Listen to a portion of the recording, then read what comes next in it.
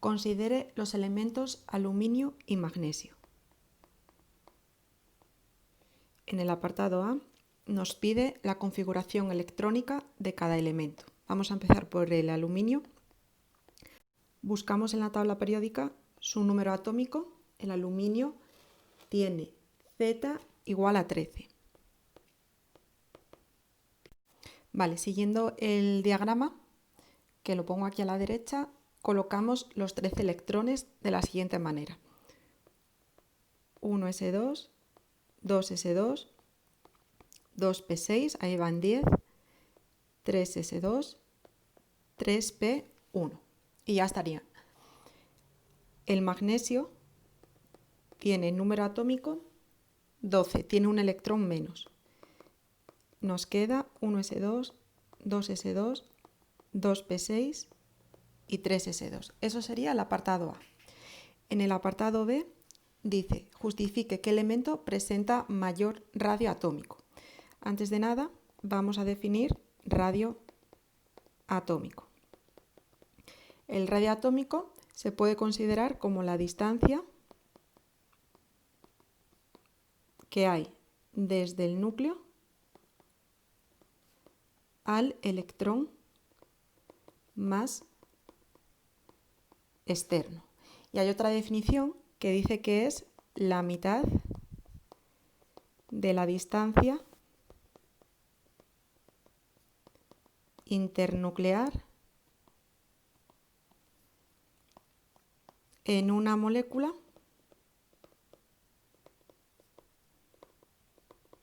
diatómica.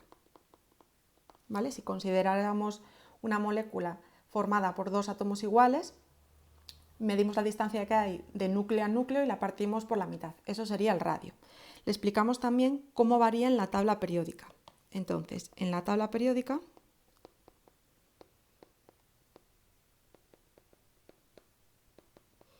el radio aumenta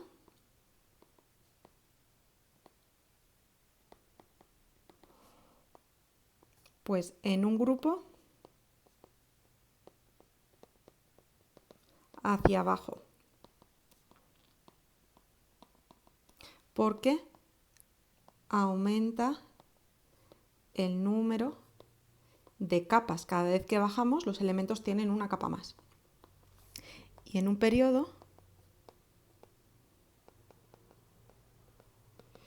aumenta hacia la izquierda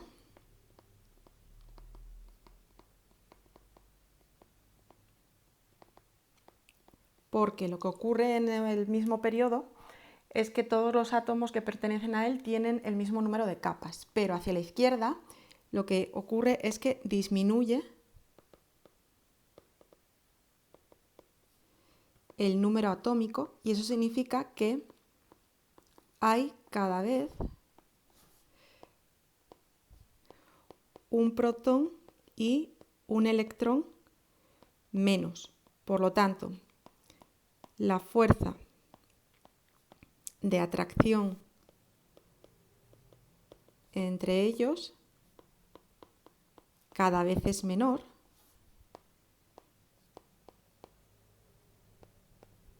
y por eso el radio es más grande, porque cuanto más separado esté el electrón más externo del núcleo, mayor es el radio. Bueno, dicho esto, necesitamos ver a qué grupo y a qué periodo pertenece el aluminio y el magnesio. Y para ello necesitamos que la configuración electrónica esté ordenada. Si nos fijamos en el apartado A, la configuración electrónica ya la tenemos ordenada por capas. Tenemos la capa 1, la capa 2 y la capa 3. El magnesio también tiene 3 capas. Entonces voy a aprovechar lo que tengo escrito en el apartado A para explicar que el aluminio, su capa de valencia, que es la última, tiene una n igual a 3. Esto nos indica que es un elemento del tercer periodo, lo cual indica que tiene 3 capas, el aluminio. Y por tener 2 más 1, 3 electrones en la capa de valencia, pertenece al grupo 13, ¿vale? El de los térreos. El magnesio, lo mismo, su capa de valencia, esta de aquí, tiene una n igual a 3, por lo tanto es del tercer periodo y tiene 2 electrones en la capa de valencia, así que es del grupo 2, de los metales alcalinotérreos. Bueno, mirado esto, le podemos decir en el apartado B que ambos elementos son del mismo periodo.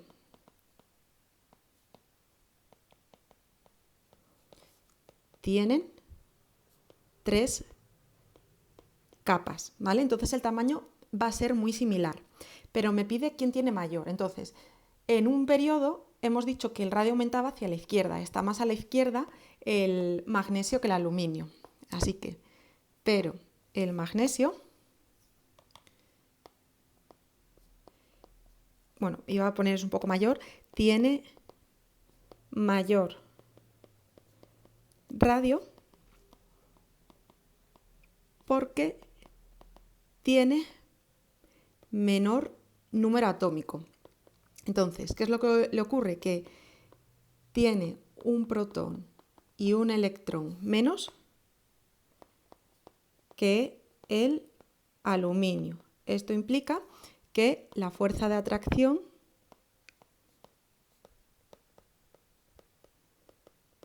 es menor y por eso el radio es un poco mayor. Y yo creo que así ya queda súper justificado.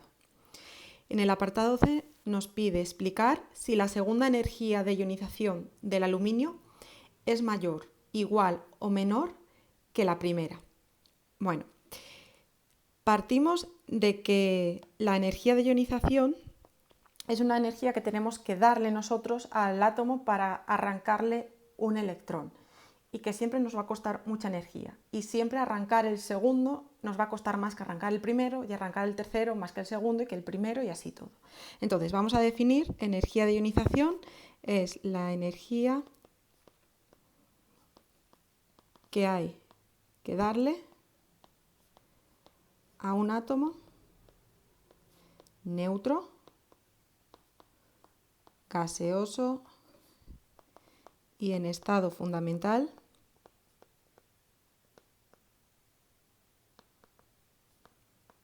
para arrancarle el electrón más externo. Aumentaba de forma contraria al radio porque los átomos más pequeños tienen los electrones externos más cerca del núcleo y por lo tanto más atraídos. Eso significa que tenemos que darle más energía para arrancarlos. De todas formas, no se lo voy a comentar porque no me pide comparar la energía de ionización de los dos elementos. Simplemente me pide hablar de la segunda energía de ionización del aluminio. Entonces, voy a ver lo que le pasa al aluminio cuando le arranco un electrón y cuando le arranco el segundo. El aluminio, que tenía Z igual a 13, voy a poner aquí de nuevo su configuración. Vale, esta es la capa de valencia y cuando le doy la primera energía de ionización, lo que pasa es que arranco un electrón, que siempre será el que está menos atraído y ese es el que está más lejos del núcleo, por lo tanto, este de aquí. Bueno, después de arrancarle un electrón, vemos que en su capa de valencia ahora mismo tiene 3 electrones, nos queda una configuración de 1s2, 2s2, 2p6, 3s2. La nueva capa de valencia tiene 3 electrones. Y esto sería, digamos, la configuración del aluminio más 1. Vale, voy a tener en cuenta también, voy a ir escribiendo el número de protones y de electrones que tiene. El aluminio neutro tiene 13 protones y también 13 electrones. El aluminio más 1 no ha perdido protones, por lo tanto sigue teniendo 13 protones, pero ya tiene 12 electrones. Bueno, pues cuando a este ion le voy a aplicar más energía para que pierda otro electrón más, el siguiente electrón que va a perder es alguno de los dos que tiene en el orbital 3s. y se quedará con una configuración 1s2, 2s2, 2p6, 3s1. En su capa de valencia tiene un electrón de valencia. Vale. Esta nueva especie que tenemos aquí sería el aluminio más 2. Tiene también 13 protones y 11 electrones. Nos va a costar más, menos o igual energía arrancar este electrón que arrancar este. Bueno, siempre la segunda energía de ionización es más grande que la primera. Vamos a ver por qué. Entonces, la segunda energía de ionización es mayor que la primera. A veces es mucho mayor. ¿Por qué?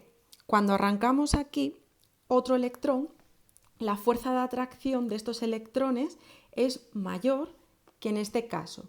Aquí tengo 13 protones que atraen a 13 electrones. Digamos que 13 protones podemos entender que tienen fuerza suficiente para atraer eso, a la misma cantidad de electrones. ¿Qué pasa con este elemento de aquí? Que el núcleo tiene fuerza para atraer a 13 electrones, porque tiene 13 cargas positivas, y tiene que atraer a 12. Entonces digamos como que le sobra fuerza para atraer a estos electrones. Tiene fuerza para atraer a 13, pero solo tiene que atraer de 12. Entonces estos 12 electrones están más atraídos de lo que estaban estos de aquí, ¿vale? Entonces lo que ocurre es que a medida que el elemento pierde electrones, los que quedan cada vez están más atraídos por el núcleo.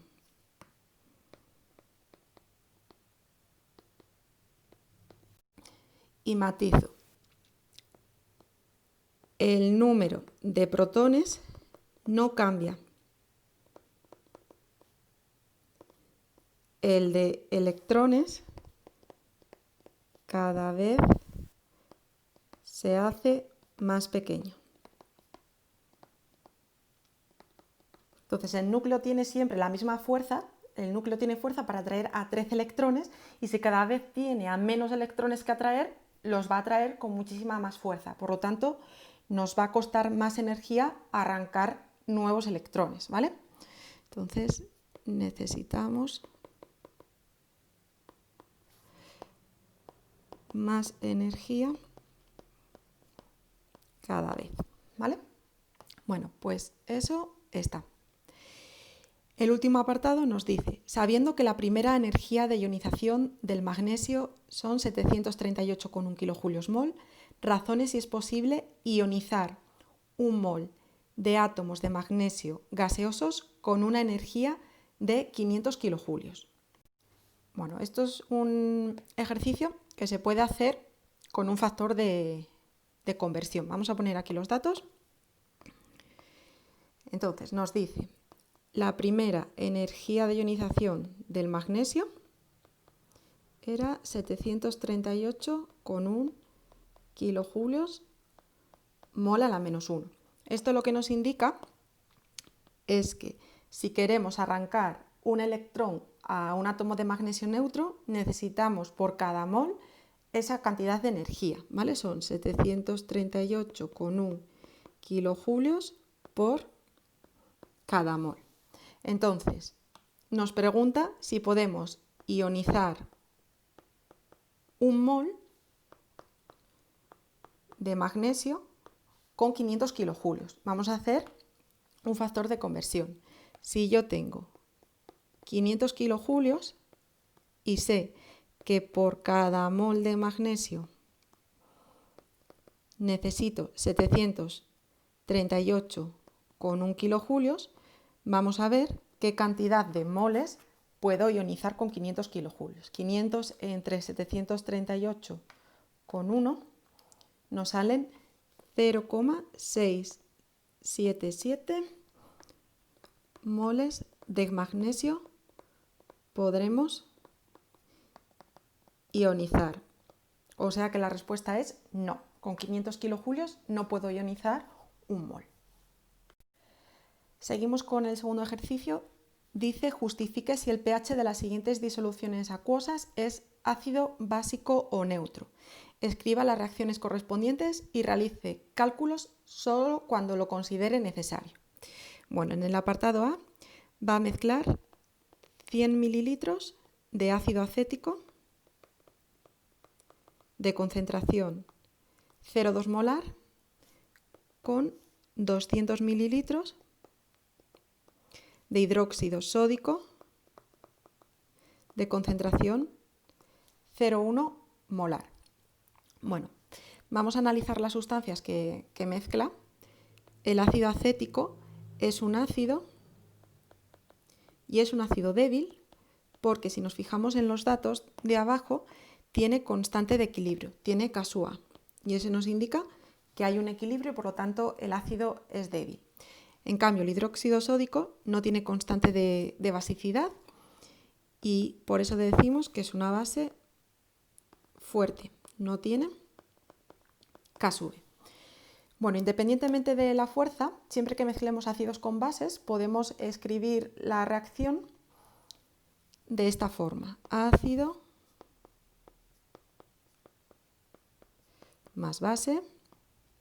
Jamás va a ser un equilibrio, aunque tenga sustancias que son débiles, porque alguno de los dos se tiene que consumir. Y hay ejercicios en los cuales la mezcla que ponemos es ideal para que se consuma tanto el ácido como la base completamente. El ácido lo que hace es cederle el protón a la base. Se va a formar en este caso agua, porque cuando usamos hidróxidos, los OH- captan el protón formando agua. Y la sal, que será acetato sódico. Bueno, el pH de este tipo de disoluciones depende de lo que nos quede en exceso en la parte de los reactivos, ¿vale? Entonces hay que tener en cuenta que cuando mezclamos dos volúmenes, la reacción ocurre en el volumen total, en este caso 300 mililitros, y estas concentraciones cambian, ¿vale? Entonces lo que tendríamos que hacer, lo primero de todo, es recalcular las concentraciones, ¿vale? Lo voy a hacer aquí. Podemos utilizar una fórmula que es molaridad inicial por volumen inicial igual a molaridad final por volumen final. Y de aquí despejaremos la molaridad final teniendo en cuenta que V' son 200 más 100, 300 mililitros. Vale, entonces tenemos que la concentración final del ácido acético será igual a su volumen inicial por su concentración inicial entre el volumen final. Usando esta ecuación no hace falta pasar el volumen a litros, porque como vemos ahí se nos simplifican los mililitros con los mililitros, ¿vale? Esto nos da 100 por 0,2 entre 300, 0,067. Y para el hidróxido sódico teníamos 200 mililitros, 0,1 molar entre 300. Lo meto en la calculadora y nos da exactamente lo mismo. Vale, esto tiene sentido porque si miramos los volúmenes, de hidróxido hay el doble que de ácido y en las concentraciones pasa al revés. El ácido tiene el doble de concentración que la base. Entonces, al estar juntos, pasan a tener la misma concentración. De todas formas, ya hemos visto que se puede calcular ahí fácilmente. ¿Eso qué significa? Bueno, pues que si analizáramos la reacción, concentración inicial, lo que reacciona y lo que nos queda al final, tengo la misma cantidad del ácido y de la base inicialmente. El agua no se estudia y de la sal al principio no tengo nada. Esto nos indica, por el ajuste de la reacción, que es mol a mol, que si tengo la misma cantidad de los dos, van a reaccionar completamente los dos. Entonces, aquí reacciona 0,067, aquí también, para formar 0,067 de la sal, y de los reactivos no me queda nada, solo nos queda la sal, que será con quien tengo que deducir yo luego el pH. Esta reacción no nos sirve para calcular el pH directamente porque no se producen jamás ni H3 o más ni OH menos. Solo sirve para saber de quién tengo que hacer yo el pH, que será de la sustancia que quede cuando termine de reaccionar este ácido con esta base. Bueno, como la sustancia que tenemos aquí es la sal, vale, vamos a deducir el pH. Esto no son cálculos para calcular el pH, ¿eh? Dice que los haga si lo considere, pero que no hace falta hacer cálculos, ¿vale? Estos cálculos los he hecho yo porque he querido, pero no me llevan a mí a la conclusión de que el pH va a ser ácido, básico ni neutro. Entonces, nos cogemos la sal y calculamos su pH. Eso era un ejercicio de hidrólisis, ¿vale? Esto es un apartado del tema que se llamaba así, hidrólisis. Lo primero que le ocurre a la sal es que se disocia completamente. La sal se disocia en su catión sodio y el anión acetato. Y hay que sacar de aquí pH. Por lo tanto, vamos a comprobar si los iones son capaces o no de reaccionar con el agua. Esto en sí es la reacción de hidrólisis y siempre es un equilibrio. Los iones de una sal con agua reaccionan muy mal y de hecho hay muchos que no pueden reaccionar porque no tienen fuerza suficiente. Bueno, nuestra sal tiene sodio porque usamos hidróxido de sodio. Esto es una reacción de ácido-base también, pero hay que tener cuidado porque el agua es la única sustancia de estos reactivos que tiene protones. Si pensamos en que el agua es quien cede el protón, estamos equivocados porque no puedo juntar catión sodio con este catión de aquí. Eso no da nada. Eso no es lo que ocurre aquí. Porque existen más teorías sobre lo que es un ácido y lo que es una base, ¿vale? Entonces, normalmente usamos la teoría de Bronsted-Lowry, pero en este caso concreto vamos a usar la teoría de Lewis. Para no confundirnos, en estos casos donde no sabemos qué es lo que va a dar, lo que podemos hacer es disociar al agua, ponerla como H+ y OH-. Entonces, como el sodio es positivo, lo juntamos con el OH-, que es el negativo, y así se forma el NaOH y nos sobrarían los H+, que es lo mismo que poner H3 o más. Esto de aquí hay que borrarlo, esto nunca se puede dejar, ¿vale? Porque es mentira, el agua no se disocia así, es una molécula covalente y no puede generar esos iones, ¿vale? Bueno, una vez que sabemos lo que da la reacción de hidrólisis, analizamos la fuerza de esta sustancia, que siempre ahí tendremos o la base o el ácido que formó nuestra sal. Esto ya lo habíamos puesto, es una base fuerte, ya que no tenemos su constante de basicidad, por lo tanto el catión sodio es un ácido conjugado y es débil. Y sí es un ácido, aunque no le veamos los protones, porque según la teoría de Lewis, los ácidos son las especies que tienen huecos electrónicos, como los cationes. Los cationes, la carga positiva, indica que han perdido electrones y por lo tanto hay hueco, ¿vale? Bueno, pues cuando un ion es débil, significaba que no tiene fuerza para reaccionar con el agua. Por lo tanto, no se hidroliza. No se hidroliza y esta reacción la tacho porque no va a ocurrir. Y hacemos lo mismo con el otro ion, con el acetato. El acetato con agua, equilibrio. Vale, aquí sí que vemos que el agua puede cederle el protón y reacciona un ion negativo con uno positivo para dar ácido acético. Y el agua queda como OH-. El ácido acético, también lo tenemos puesto arriba, es un ácido débil porque tiene constante de acidez. Entonces, el acetato es su base conjugada y va a ser fuerte. Que en estos casos, cuando trabajamos con iones, fuerte no significa que vaya a reaccionar completamente, por eso mantenemos la flecha de equilibrio. Fuerte solo significa que puede reaccionar un poco con el agua, pero nunca reacciona del todo. Reacciona un poco con el agua, lo suficiente para decir que se hidroliza. y que se van a formar OH-. Entonces, la conclusión es, esta sal está en agua y el agua tiene la misma cantidad de OH- que de H3 o más. Y luego, junto con el agua, tengo una sal con un ion que se hidroliza.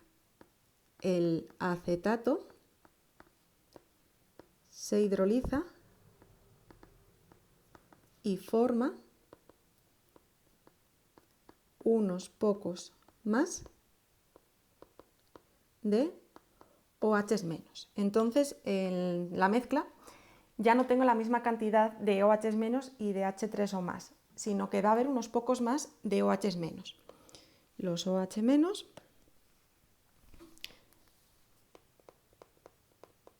son un poquito más que los H3 o más, y esto indica disolución básica, por lo tanto pH básico, mayor de 7. Y eso es lo que tenemos que decirle. Vale, pasamos a la siguiente, iba a decir la siguiente mezcla, pero no es una mezcla. En el apartado B simplemente me dice amoníaco. Vale, entonces cuando yo tengo que trabajar con el amoníaco para sacar su pH en una disolución de amoníaco, el amoníaco es una base débil, porque si nos fijamos en los datos nos dan su constante de basicidad. Y como es una base, necesita un ácido. En este caso no hay una mezcla de dos sustancias, así que cogerá al agua de la disolución. Y la flecha tiene que ser una flecha de equilibrio. El agua le da el protón a la base y aquí se forma amonio y OH-. Entonces, sin hacer cálculos, lo que vemos es que en esta disolución se generan OH-. También va a haber H3 o más porque siempre que hay agua, el agua reacciona consigo misma y genera de los dos. Pero el amoníaco me está formando OH-, ¿vale? Entonces, esta disolución va a ser básica de pH mayor de 7, sin hacer ningún cálculo. En el apartado C, mezcla 100 mililitros de ácido clorhídrico 0,2 molar y 150 de hidróxido sódico 0,2 molar, ¿vale? Entonces, 100 0,2 molar, a ver si me acuerdo luego.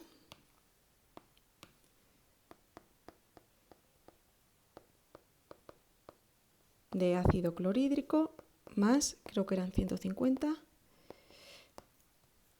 de hidróxido sódico 0,2 molar.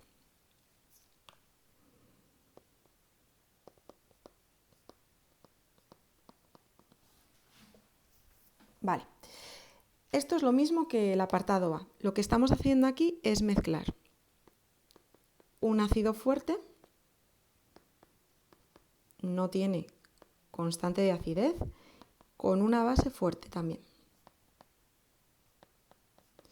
No tiene constante de basicidad. Entonces, vamos a recalcular las concentraciones y vamos a hacer la reacción para ver quién queda en exceso, usando la misma ecuación de antes.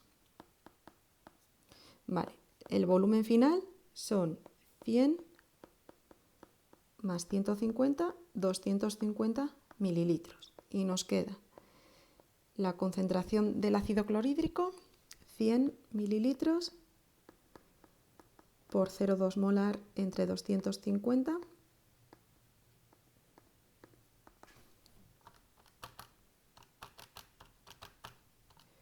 ,08 molar. Y del hidróxido sódico, 150 por 0,2 entre 250.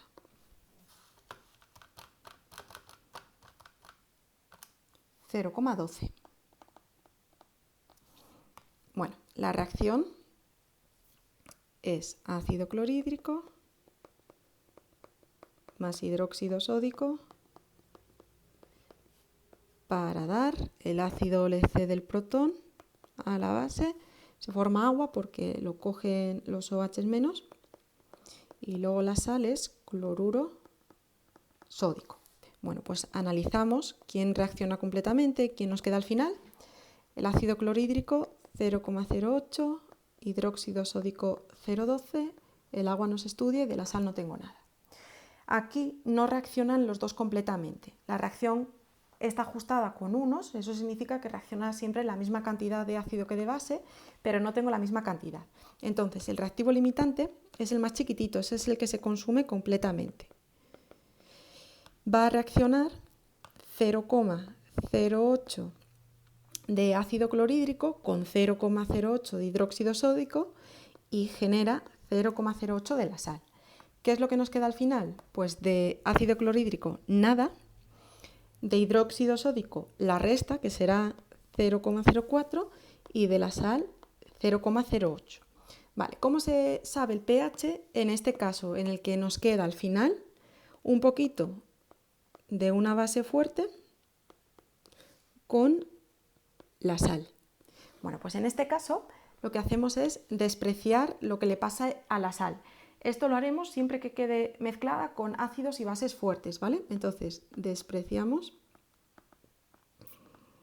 frente a ácidos fuertes o bases fuertes. No tenemos en cuenta lo que le ocurre a la sal porque las sales siempre tienen un pH muy parecido a 7, pueden ser un poquito ácidas, un poquito básicas o neutras, pero cuando la sal está junto con una sustancia que es fuerte, que va a generar muchos OH menos o muchos H3 o más, los que pueda generarnos ella los podemos despreciar en comparación con los que nos generan estas sustancias fuertes. Entonces el pH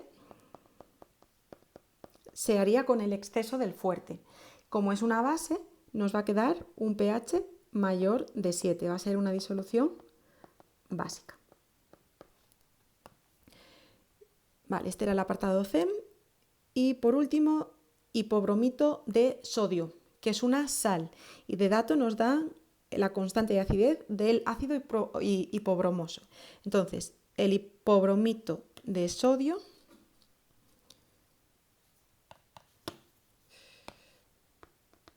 tiene fórmula NaBrO, ¿vale? Entonces, analizamos la sustancia, lo primero es una sal, y el pH de la sal, ya lo hicimos, es como lo del apartado A, lo que pasa que en el apartado A mezclé un ácido con una base, que se consumieron los dos completamente y al final de la reacción lo único que me quedaba era la sal y el pH lo tuve que hacer con la sal.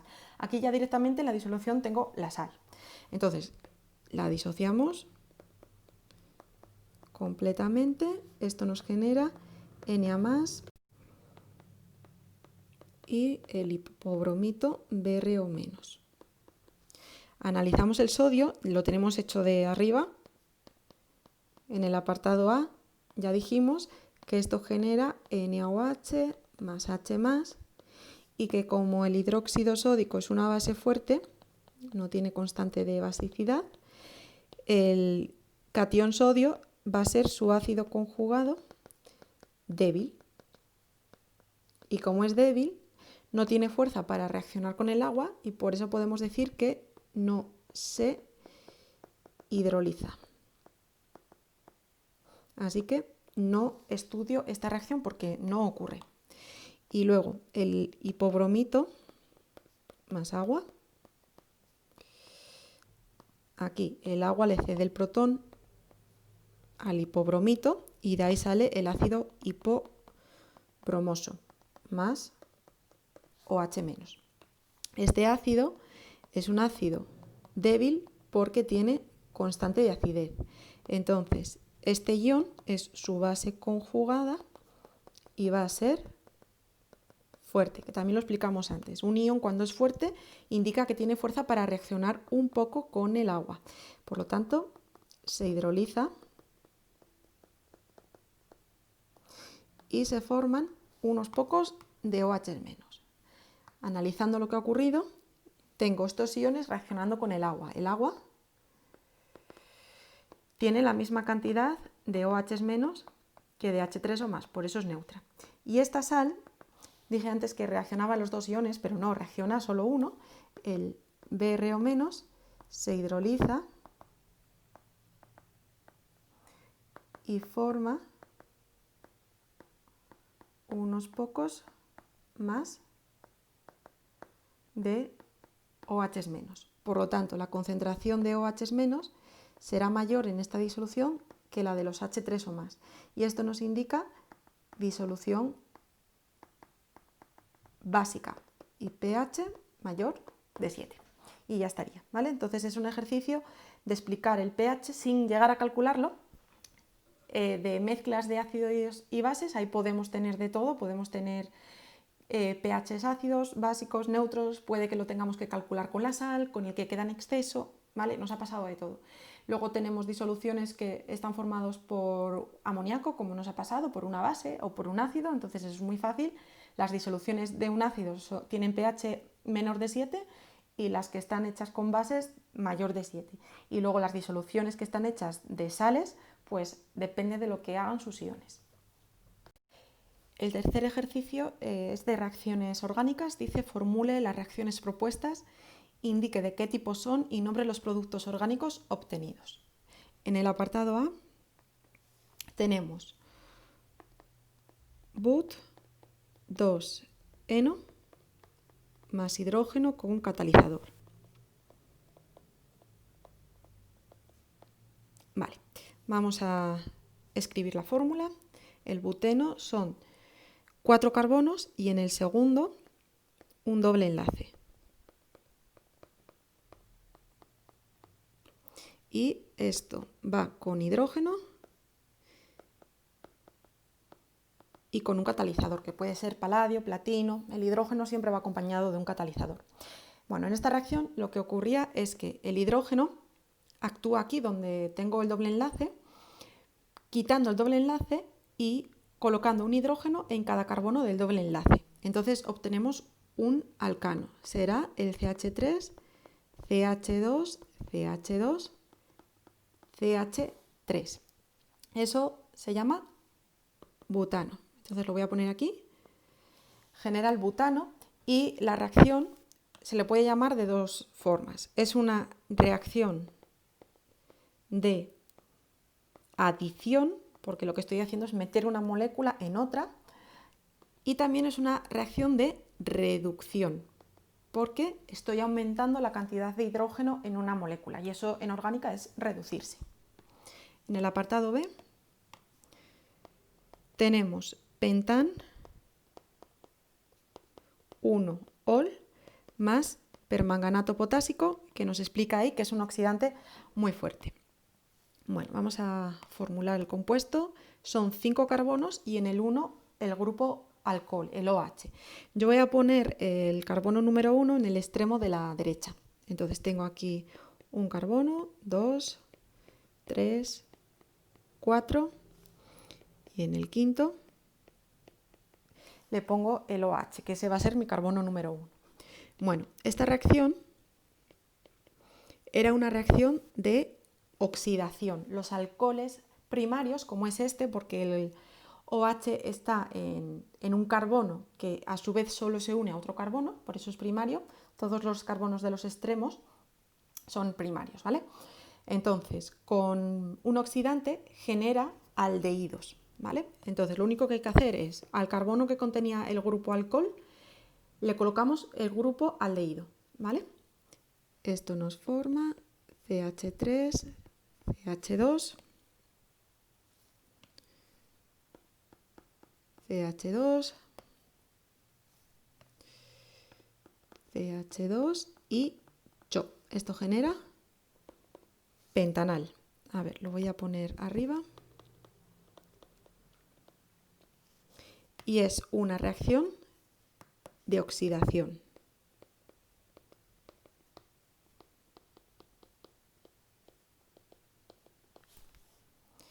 Venga, en el apartado C, 2-clorobutano más hidróxido de sodio.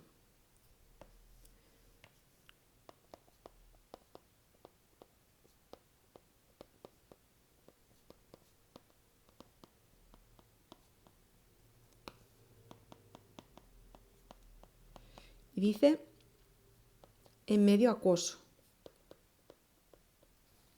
Vale, esto es importante porque esta reacción, si no ocurre en medio acuoso, daría otros compuestos distintos, ¿vale?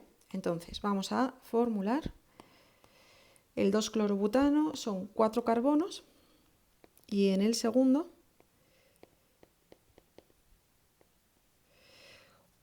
un cloro. Entonces es CH, este es el tercero y el cuarto, más hidróxido sódico en presencia de agua. Es una reacción de sustitución. El sodio se disocia en Na más y OH menos, y lo que ocurría aquí es que sustituíamos el cloro por el OH. Son dos cosas muy negativas, se llaman nucleófilos. Entonces es una sustitución nucleófila y nos genera un alcohol, CH3, CHOH, CH2, CH3, más NaCl. ¿Vale? Esto genera el bután 2-ol más cloruro sódico. Si en vez de estar en medio acuoso estuviera en presencia de un alcohol, esto daría una reacción de eliminación, donde se formaría un alqueno, ¿vale? Entonces, que maticen que hay agua es importante para decir que es una reacción de sustitución nucleofílica o nucleófila, porque cambiamos dos cosas negativas. Y ya por último tenemos el ácido propanoico más el metanol en medio ácido.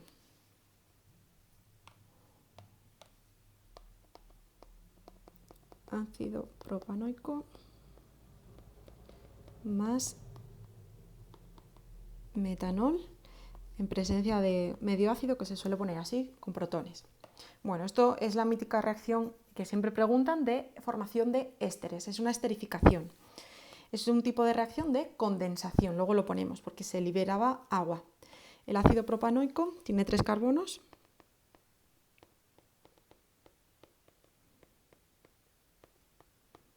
Vale, y el metanol tiene un carbono y el grupo alcohol.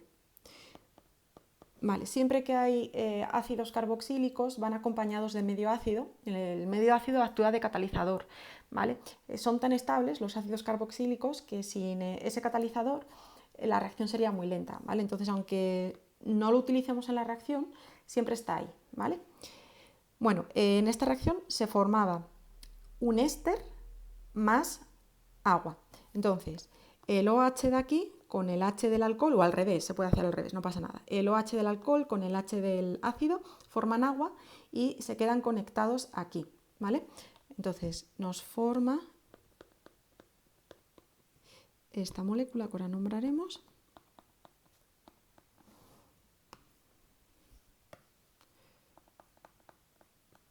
Más agua. Esa molécula es el propanoato de metilo.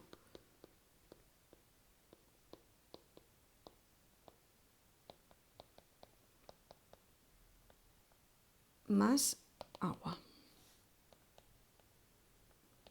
Vale, propanoato, porque hay aquí 3 carbonos, terminación oato de esta cadena de aquí, que es un metilo, solo tiene un carbono. Y es una reacción de condensación o de esterificación.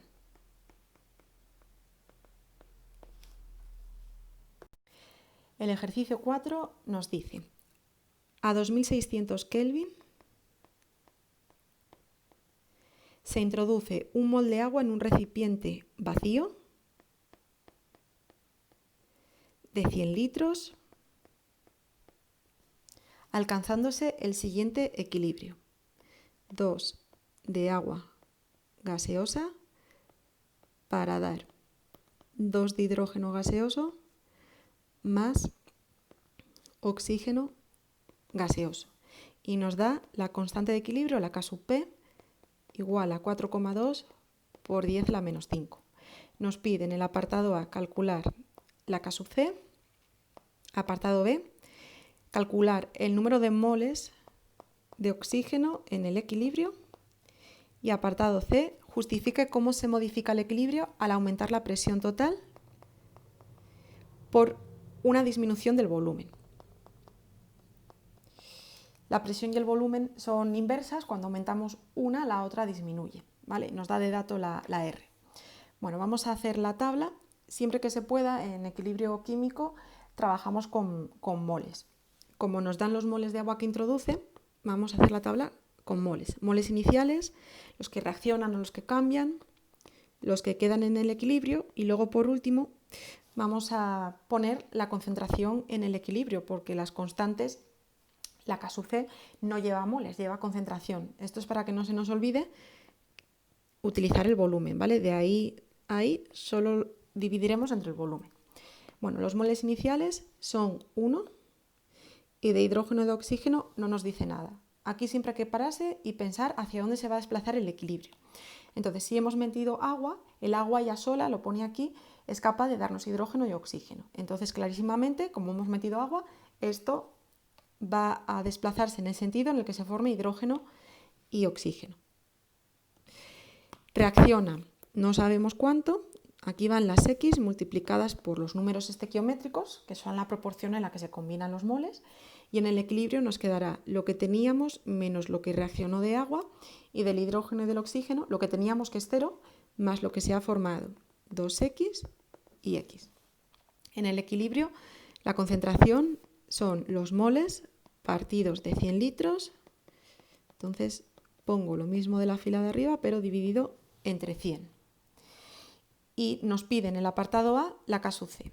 La K sub C se calcula muy fácil si tenemos la K sub P. En el apartado A uso la fórmula K sub P igual a K sub C por RT elevada a la variación de los moles gaseosos. Si sustituyo, 4,2 por 10 a la menos 5 es igual a la K sub C por la R, por eso me la daban, 0,082, la temperatura en Kelvin, que ya está en Kelvin, y la variación de moles gaseosos son los números estequiométricos de los gases que hay a la derecha, 2 más 1, menos los números estequiométricos de los gases de la izquierda, 2. Bueno, despejamos de aquí la K sub C, que será 4,2 por 10 a la menos 5, entre 0,082 por 2600, todo ello elevado a 2 más 1, 3, menos 2, 1, elevado a nada. Bueno, lo metemos en la calculadora y esto nos queda 1,97 por 10 a la menos 7. Las constantes, aunque tienen unidades, no se les pone. Luego nos pide los moles de oxígeno en el equilibrio. Eso en nuestra tabla, moles de oxígeno en el equilibrio, es la X. Y la X se saca muy fácil si conocemos la K sub C y tenemos la tabla hecha con moles y aquí con concentración. Entonces, pongo la fórmula de la K sub C, que será concentración de las especies que hay a la derecha, hidrógeno y oxígeno elevados a los números estequiométricos. Vale, está ajustado el hidrógeno con un 2, por lo tanto su concentración la elevamos al cuadrado y esto va dividido entre lo de la izquierda, que es agua, también la elevamos al cuadrado porque está ajustada con un 2. Sustituimos 1,97 por 10 a la menos 7 será igual. Ojo que hay que coger la última fila, las concentraciones. 2x partido de 100 al cuadrado por x partido de 100 entre 1 menos 2x partido de 100 al cuadrado. Bueno, el 100 al cuadrado que tengo arriba se me va con el 100 al cuadrado que tengo abajo. Entonces, bueno, vamos reduciendo ahí un poco las cosas. Nos queda 1,97 por 10 a la menos 7, que será igual arriba nos queda 2x al cuadrado, que eso es 4x al cuadrado. Vale, x partido de 100, este 100 va a pasar multiplicando abajo. Entonces nos queda simplemente por x entre 100 por 1 menos 2x al cuadrado. ¿Vale? Ojo con esto de aquí, porque es una identidad notable, es el cuadrado de una resta. Entonces vamos a desarrollarlo. 1,97 por 10 a la menos 7 igual, nos queda arriba 4x cubo entre 100 por cuadrado del primero más cuadrado del segundo menos doble del primero por el segundo. Venga, seguimos. Tenemos también 1,97 por 10 a la menos 7 igual a 4x cubo entre, voy a ir haciéndolo ya, nos quedaría 100 por 1, que es 100, más 400x cuadrado, menos 100 por 4x, 400x. Vale, esto pinta bastante mal, porque si mandamos esto para este lado multiplicando, nos va a quedar una ecuación cúbica, que para resolverla, pues aquí se nos complica un poco. Entonces, tiene trampa. Esto es algo que se hace mucho en ácido base, que es comparar la constante de equilibrio con la concentración inicial, ¿vale?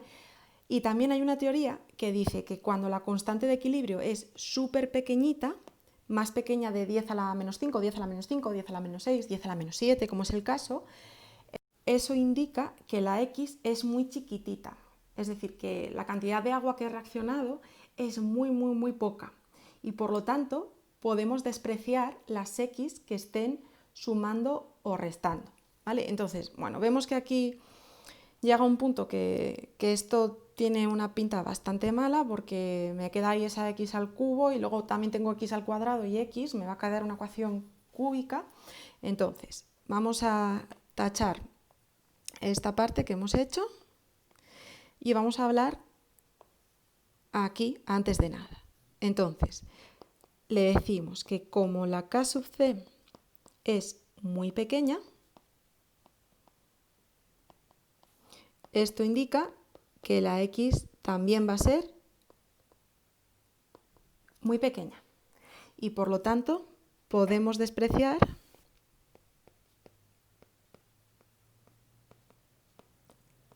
las X que estén sumando y restando a otros números, porque será como no sumar ni restar nada.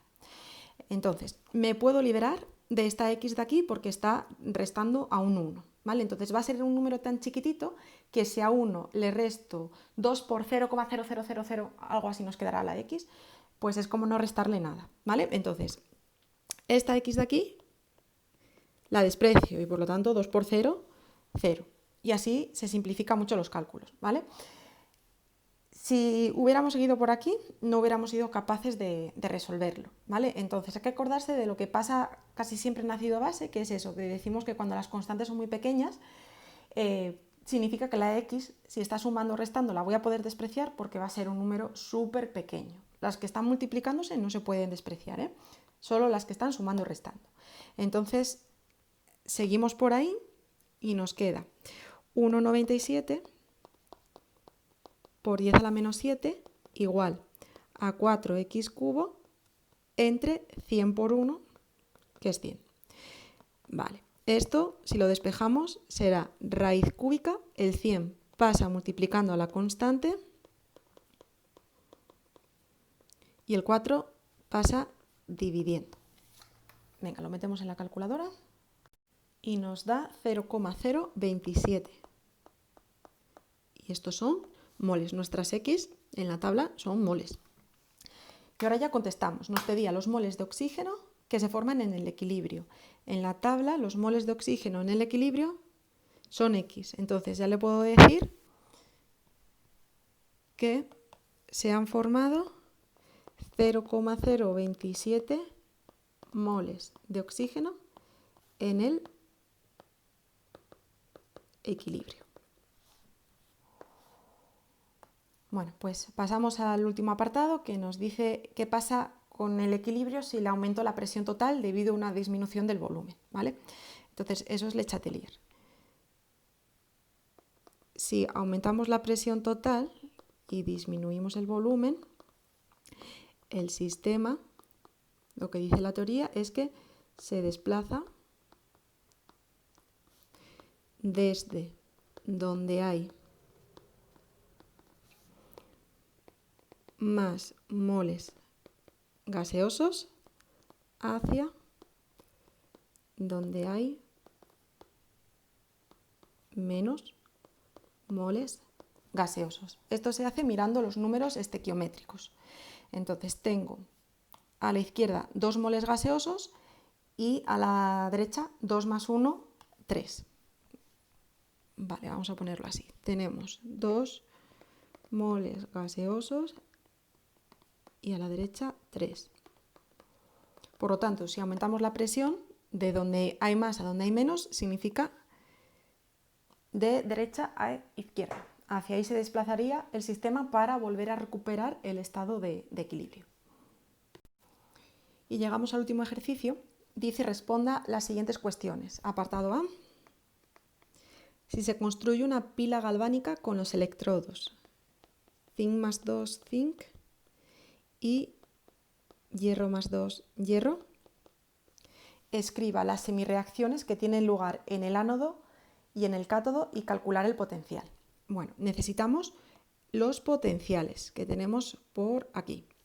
Entonces voy a copiarlos. Tenemos que el potencial del zinc más 2 para dar zinc es menos 0,76 voltios y el potencial del hierro más 2 para dar hierro menos 0,44 voltios. Estos son potenciales de reducción, miden la tendencia que tienen estas especies a reducirse, pasarían a zinc y a hierro neutro. Entonces, el que tenga mayor potencial de reducción tiene más tendencia a la reducción y el otro se oxidará. ¿Cuál es el que tiene mayor número? El número más grande aquí es este de aquí, menos 0,44. Por lo tanto, este es el que tiene más tendencia a la reducción, que por cierto ocurre en el cátodo, que es el polo positivo de una pila. Y el otro se oxidará, tiene menos tendencia a reducirse, por lo tanto se va a oxidar. La oxidación ocurre en el ánodo, que es el polo negativo. Bueno, vamos a hacer las semirreacciones. Tenemos semirreacción de oxidación. Vale, esto que nos ponen aquí son las reacciones de reducción, por lo tanto, si yo quiero escribir una oxidación, solo tengo que darle la vuelta a las especies que ahí pone. El zinc se oxida a zinc más 2. Esto tiene estado de oxidación 0 y esto es más 2. Como aumentamos el estado de oxidación de 0 más 2, se está oxidando. Y en la oxidación se pierden electrones, por lo tanto, tengo que sumar aquí 2 electrones para que se igualen las cargas de la izquierda, que son 0, con las de la derecha, que teníamos 2 positivas, y por eso le añadimos 2 negativas. La semirreacción de reducción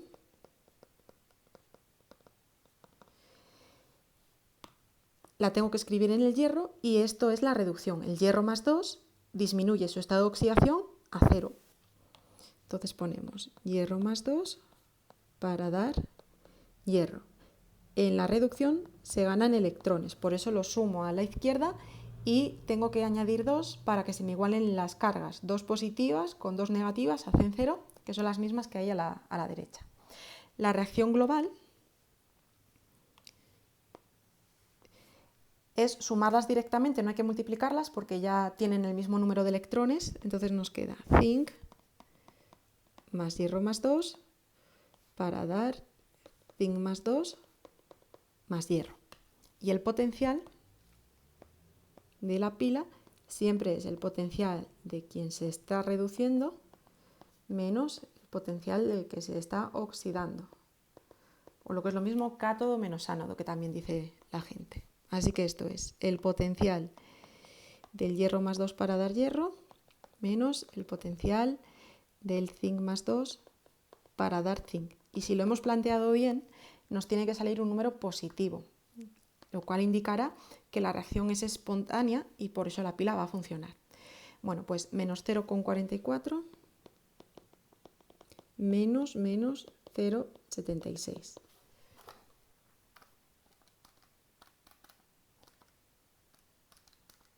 Esto nos sale 0,32 voltios. Y eso, como ha salido positivo, pues tiene buena pinta. Luego nos pide, se tratan 317,5 gramos de zinc. Vamos a ir poniendo los datos, 317,5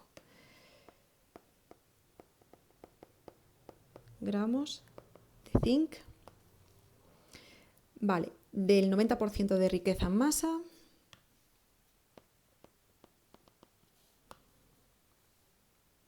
Con una disolución de ácido nítrico diluido.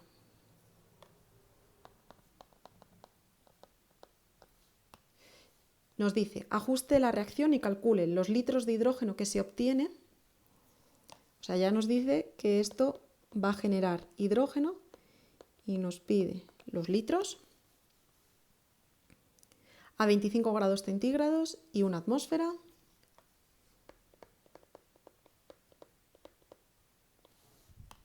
Si el rendimiento de la reacción es del 80%. Bueno, esto es una reacción redox. Tengo que ajustarla por el método del ion-electrón y luego ya trabajamos con los números estequiométricos que hayamos obtenido, ¿vale? Venga, vamos a ir poniendo la reacción. Los números ahora, los gramos, los porcentajes, ahora me dan igual, solo quiero las moléculas. Entonces tenemos aquí zinc más ácido nítrico. Ya nos dio ahí una pista de que se iba a obtener hidrógeno. Y el otro compuesto que se va a obtener, el hidrógeno sale de aquí, de estos H's, y obtendremos nitrato de zinc. El nitrato de zinc es ZnNO3, 2. Bueno, yo lo primero que hago siempre es disociar las moléculas que se puedan disociar. Los óxidos no se pueden disociar, las moléculas covalentes tampoco. Entonces tengo aquí zinc, el ácido nítrico, lo separo en H+, NO3-. El hidrógeno es una molécula covalente diatómica, esta no se puede separar, no puedo poner H+ y H-. Y el nitrato de zinc es una sal, zinc más 2, NO3-. Sacamos los estados de oxidación. El zinc tiene estado de oxidación 0, no tiene carga. El H+, más 1. Y en el nitrato empezamos por los oxígenos, que a no ser que estemos en el agua oxigenada, esos oxígenos tienen estado de oxidación -2. Como hay 3 oxígenos, 2 cargas negativas, cada uno de ellos serían 6 negativas. Y al final solo quiero que me quede una. Así que el nitrógeno está actuando con +5. En el H2, los dos átomos que enlazamos son igual de electronegativos, entonces ninguno atrae más que el otro los electrones. Por eso el estado de oxidación es 0. En el zinc más 2, la carga es +2. Y en el nitrato, pues exactamente igual que en el otro. El hidrógeno +5, el oxígeno -2. Y buscamos los dos cambios. El primero lo encontramos en el zinc, que pasa de 0 a +2, aumentando el estado de oxidación. Por lo tanto, se está oxidando. Y el segundo aparece en el hidrógeno, que pasa de +1 a 0. Como disminuye su estado de oxidación, se está reduciendo. Bueno, pues pasamos a ajustar las semireacciones teniendo en cuenta de que esto está ocurriendo en medio ácido. Como tengo aquí ácido nítrico, esto lo haremos en medio ácido. Entonces, voy a empezar por la de oxidación, semireacción de oxidación.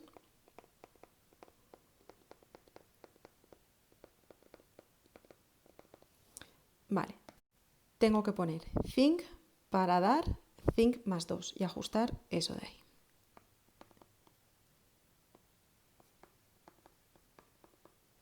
Como es una oxidación, se pierden electrones, los tengo que sumar a la derecha, y esto es igual que la que hicimos en el apartado A. El zinc tiene 0 cargas y el zinc más 2, lo vemos aquí, tiene 2 cargas positivas. Entonces tengo que añadirle 2 electrones para que se me igualen las cargas de la derecha y de la izquierda. Y en la semirreacción de reducción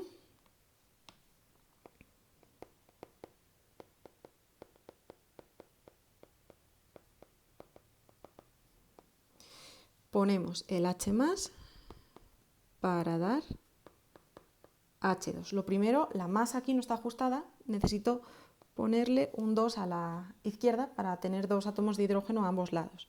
¿Qué es lo que ocurre? Que al poner ese 2 paso a tener 2 cargas positivas. Y a la derecha la molécula es neutra y no hay cargas. En la reducción se ganan electrones, los pongo a la izquierda y tengo que sumar 2 electrones para que las 2 cargas positivas de la izquierda se igualen con las de la derecha, que son 0. Bueno, sumamos para hacer la reacción global y como ya tengo los mismos electrones arriba y abajo, no tengo que multiplicar estas reacciones. Nos queda zinc más 2DH+ para dar zinc más 2 más hidrógeno. Esto es lo que llamábamos la reacción global iónica, pero quiero la molecular. Entonces, para hallar la reacción global molecular, tengo que unir a estos iones con los que estaban arriba, ¿vale? Con los iones de los que yo les separé al principio del todo. El zinc neutro ya es una molécula, entonces ese lo dejamos tal cual. Vale, y buscamos los protones arriba. ¿Con quién estaban? Estaban con nitratos para formar ácido nítrico. Entonces pongo la molécula que va a formar el protón o los protones. Van a formar ácido nítrico. Pienso en este número. Tiene que haber 2 hidrógenos, 2 protones, y en una molécula de ácido nítrico solo hay 1. Por lo tanto, esta molécula la multiplico por 2. Y para que se forme necesito meter nitratos y necesito meter 2. ¿Vale? Entonces añadimos 2 nitratos y todo lo que añadimos a la izquierda lo apuntamos porque lo tendré que usar también a la derecha. Ahora, cuando pasamos a la derecha, ya no voy a añadir nada, todo lo que tengo ahí cuadrará perfectamente. Entonces el zinc más 2, que es un catión, casa perfectamente con el nitrato para formar nitrato de zinc. Y pensamos en el número estequiométrico. Tiene que haber un zinc, entonces esto tiene que estar ajustado con un 1 y gastaremos los 2 nitratos que habíamos añadido. Todo lo que hemos añadido se tiene que gastar. Entonces ya lo tenemos gastado y el hidrógeno que me queda ya es una molécula, no hay que juntarlo con nadie y ya nos queda la reacción ajustadísima. Y con esta reacción es con la que vamos a trabajar, con estos números estequiométricos que hemos obtenido por aquí. Bueno, voy a poner los datos de nuevo. 317,5 gramos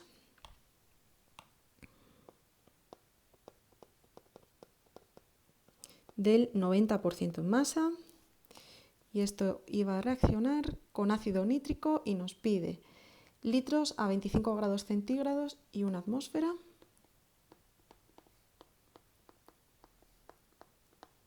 Teniendo en cuenta que el rendimiento de la reacción es del 80%. Yo el rendimiento es lo último que utilizo.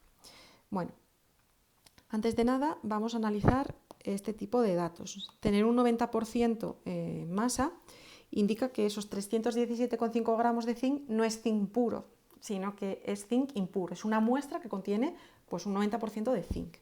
Vale, entonces estos son gramos de una muestra y este 90% nos indica que por cada 100 gramos de la muestra 90 son de zinc puro.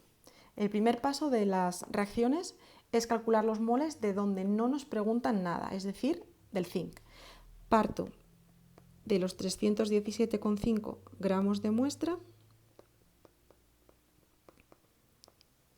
y calculo los gramos de zinc para luego pasarlos a moles. Entonces tengo 100 gramos de muestra, 90 gramos de zinc, y con la masa atómica del zinc lo paso a moles. No sé si nos la dan en los datos. Sí, 65,4 pone. Vale, pues venga, 65,4 gramos de zinc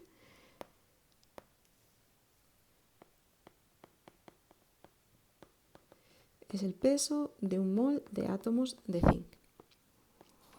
Ahí los tenemos. El siguiente paso es calcular los moles de donde nos preguntan algo, del hidrógeno, usando las relaciones estequiométricas, los números estequiométricos del zinc y del hidrógeno, que son unos. Entonces ponemos un mol de zinc va a producir un mol de hidrógeno. Y el último paso es transformar esos moles en lo que nos pidan, en litros, usando los datos. Vale, estos datos indican que el hidrógeno es una sustancia gaseosa y por lo tanto voy a tener que usar la ecuación de los gases ideales. Así que voy a calcular los moles y luego iremos a la ecuación. Vale, esto lo metemos en la calculadora, 317,5 por 90 entre 100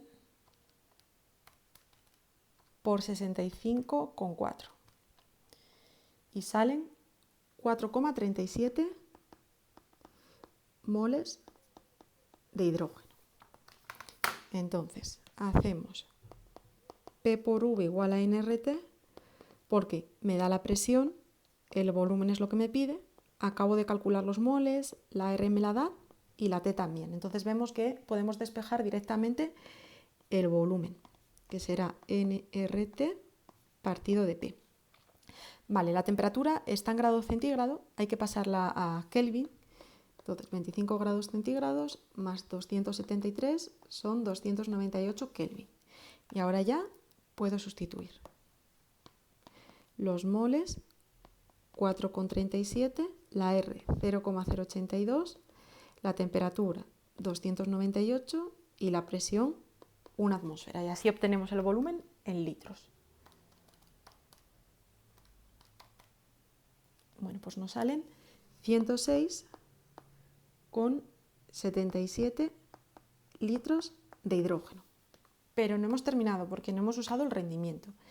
Esto es si el rendimiento fuese del 100%. No ha sido así. Entonces, ¿qué es lo que ocurre? Pues que cuando hay rendimientos de los productos siempre vamos a obtener un poco menos. Va a haber pérdidas, no sabemos por qué motivo, entonces no vamos a poder obtener todos estos litros, vamos a obtener un poco menos, ¿vale? Entonces nos cogemos el 106,77 litros y para hacer esta cantidad más chiquitita tengo que poner el 80 arriba y al 100 abajo, ¿vale? Entonces multiplico por 80 y divido entre 100 y nos salen 85,41 litros de hidrógeno. Y esta sí que es la solución.